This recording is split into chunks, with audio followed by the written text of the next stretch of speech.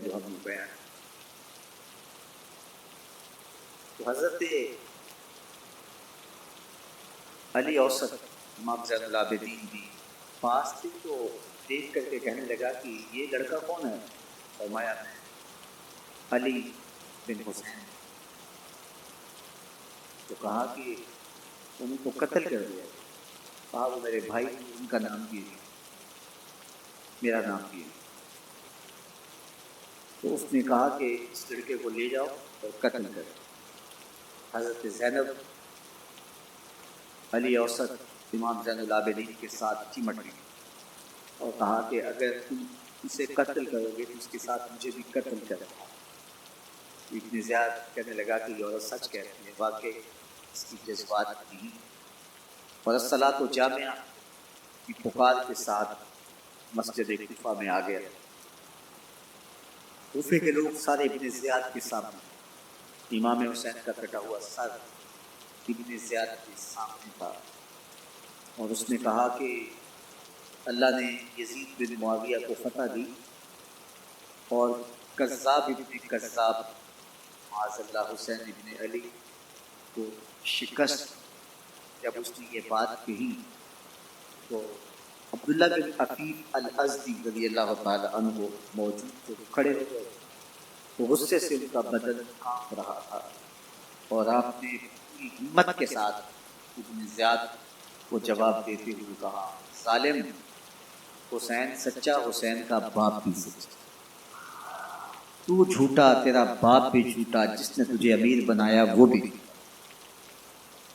ابن زیاد نے جب اپنے بارے عبداللہ بن عفیف سے یہ بات سنی تو اس نے حکم دیا کہ ان کا سر کاٹ لو. اور پھر حضرت عبداللہ ابن عفیف رضی اللہ تعالی عنہ کو شہید کیا گیا اور ان کی لاش کو سولی کیا. حق کی راہ کے یہ مسافر اپنی جان کس طرح راہ خدا میں سپرد کر رہے تھے. اہل کوفہ سہمے ہوئے، ڈرے ہوئے ابن زیاد کے دربار میں بیٹھے اور امام حسین رضی اللہ تعالی عنہ کے قتل کا، شہادت کا انہیں دکھ تو تھا، لیکن ان کے اندر ہمت، طاقت اور توانائی کی تلواریں یزید کے ساتھ ہو گئی اور دل امام حسین رضی اللہ تعالی عنہ کے ساتھ رکھنے کی بات کرتے.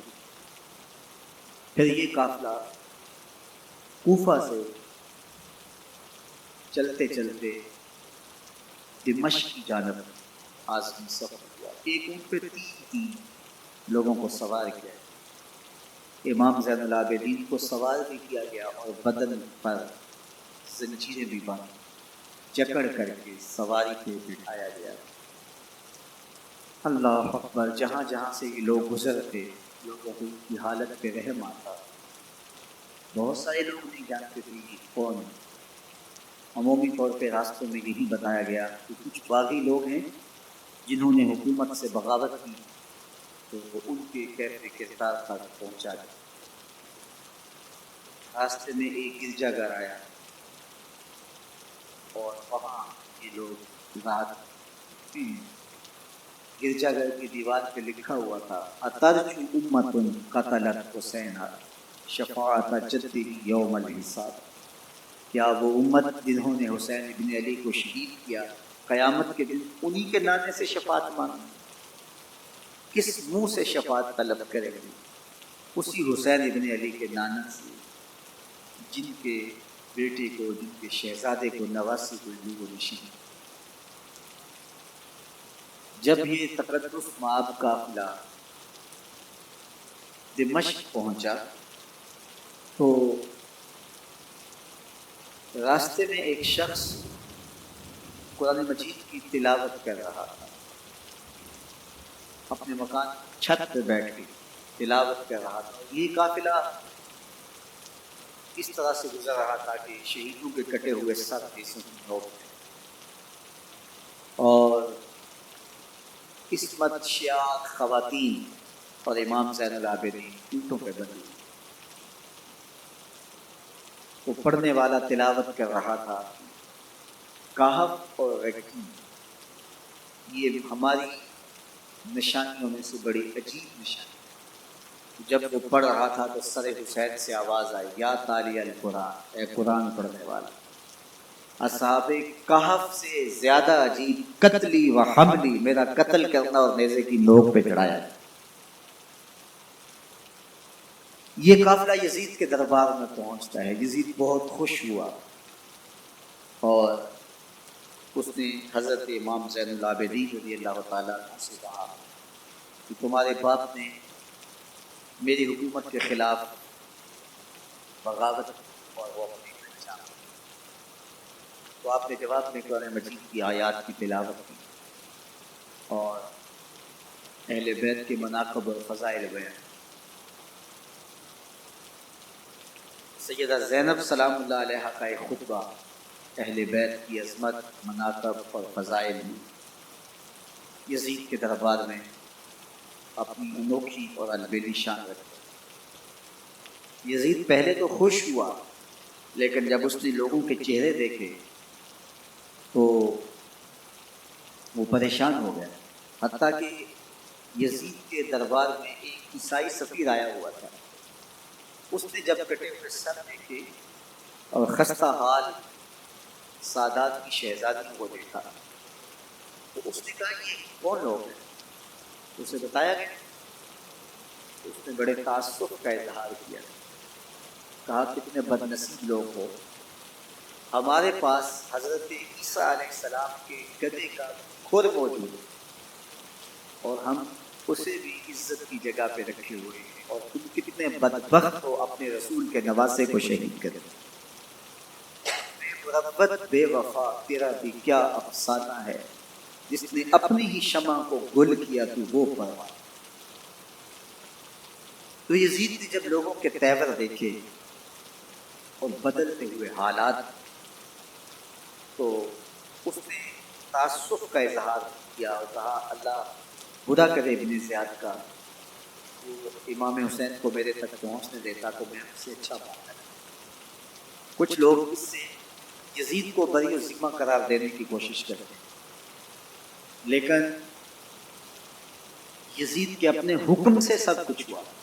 ابن اسیر نے لکھا ہے کہ جب یزید مرا تو ابن زیاد دمشق آ رہا تھا، اس کے ساتھ مسافر بن شریح بھی تھا، تو اچانک وہ کچھ سوچنے لگا، تو مسافر بن شریح نے کہا کہ ابن زیاد میں تمہیں بتاؤں تم کیا سوچ رہے ہو؟ کہا بتاؤ۔ کہا تم یہ سوچ رہے ہو کہ میں نے نواسہ رسول کو شہید کیوں کیا؟ تو کہنے لگا کہ یہ مجھے یزید کا حکم تھا، اور اگر میں نواسہ رسول کو شہید نہ کرتا تو وہ مجھے قتل کرتا۔ اور جب مسلم بن عقبہ کو مدینہ المنورہ کی حرمت کو پامال کرنے کے لیے اور حضرت عبداللہ ابن زبیر رضی اللہ تعالیٰ عنہ کی خلافت کے اعلان کے بعد مکہ المکرمہ پر حملے کے لیے جو یزید نے بھیجا، تو اس سے قبل اس نے ابن زیاد کو کہا کہ یہ کام تم کرو، تو ابن زیاد نے جو جواب دیا وہ یہ تھا کہ میں تمہارے کہنے پہ پہلے ہی نواسہ رسول کو شہید کر چکا ہوں، اب نواسہ رسول کو شہید کرنا اور کعبۃ اللہ کی حرمت کو پامال کرنا، یہ دو چیزیں میں جمع نہیں کروں گا، اور اس نے بادشاہ کے حکم کا انکار کر دیا۔ تو یزید نے امام حسین رضی اللہ تعالیٰ عنہ کی شہادت کا حکم دیا تھا ابن زیاد کو، اور یہ دو گواہیاں میں نے ابن زیاد سے آپ کے سامنے رکھی۔ باقی اس کا یہ سیاسی پیترا کہ وہ تعصب کا اظہار کرے تو قاتل کی پشیمانی مقتول کی اہمیت تو بڑھا سکتی ہے، لیکن قاتل کے دامن سے قتل کا داغ نہیں دھو سکتی۔ تو حضرت امام حسین رضی اللہ تعالی عنہ کا قتل یزید کو اب نظر آ رہا تھا مجھے بہت مہنگا پڑے گا، آخرت تو برباد ہوئی، دنیا بھی میں نے برباد کر لی، اور میری حکومت بھی مستحکم نہیں رہ سکے گی۔ تو اب اس نے یہ کہنا شروع کر دیا کہ خدا برا کرے ابن مرجانہ کا کہ وہ راستہ دے دیتا اور امام حسین کو میرے تک پہنچ۔ حضرت امام زین العابدین سے اب وہ لجاجت کرنے لگا اور کہنے لگا کہ حضرت آپ کچھ ارشاد فرمائیے۔ تو آپ نے تین چیزیں ارشاد، آپ نے فرمایا ایک تو ہمیں خیریت سے مدینے بھیج، اور دوسری بات کہ قاتلان حسین تو ان کے کیفر کردار تک پہنچاؤ۔ اور تیسری بات، مجھے دمشق کی جامعہ مسجد میں خطبہ جمعہ کی اجازت ہے۔ اس نے کہا کہ خطبہ جمعہ کی اجازت بھی دیتا ہوں، آپ کو خیریت سے مدینہ المنورہ بھی روانہ کر دیا جائے گا، لیکن قاتلان حسین کو کیفر کردار تک پہنچانا یہ میرے پاس نہیں، یہ ممکن نہیں۔ اب مجھے بتائیے، حاکم وقت ہو اور اتنا بڑا سانحہ اور واقعہ ہو گیا ہو تو وہ وہیں کھڑے کھڑے معذرت کر لے کہ یہ اس بات کو رہنے دو، تو اس کا مطلب سمجھنے میں کسی بھی باشعور شخص کو دیر نہیں لگے۔ اسے چاہیے تھا کہ وہ کہتا کہ میں اس کی تحقیق کروا کے جو بھی مجرم ہے وہ کیفر کردار تک پہنچے گا، اور آپ نہ بھی کہتے تو یہ میں کرتا کیونکہ میں حاکم وقت۔ لیکن اس نے فوراً کہا کہ یہ ممکن نہیں ہے، تو اس کا مطلب کیا کہ مجرم میں خود ہوں، تو میں اس سے جو ہے وہ بچنا چاہتا ہوں۔ تو اس نے حضرت امام زین العابدین کو کہا 2 شرطیں تو قبول ہیں، لیکن یہ تیسری شرط قبول نہیں ہے۔